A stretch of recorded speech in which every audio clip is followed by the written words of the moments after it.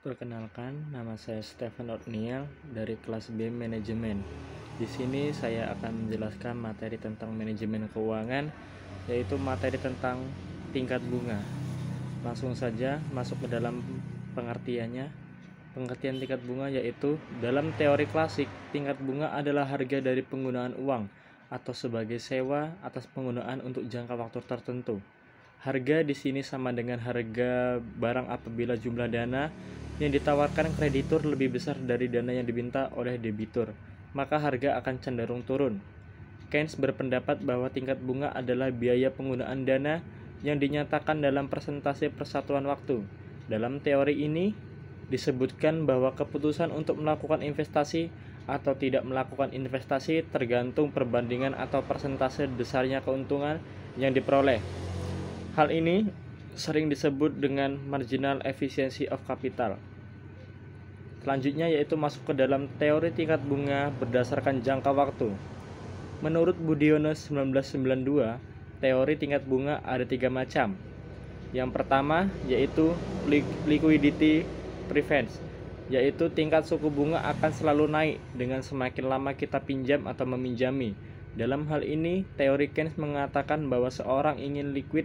Dengan hal inilah yang mendorong seorang atau masyarakat untuk menanamkan sebagian pendapatannya ke dalam bentuk simpanan. Yang kedua yaitu teori kebebasan pasar, bahwa naik turunnya tingkat suku bunga ditentukan oleh kebebasan pasar, sehingga masing-masing jangka waktu simpanan mempunyai pasar tersendiri, atau dengan kata lain tingkat bunga lebih dipengaruhi oleh demand atau supply dari masing-masing jangka waktu. Teori ini didasari oleh teori James Keynes. Yang ketiga yaitu harapan masa depan yang rasional.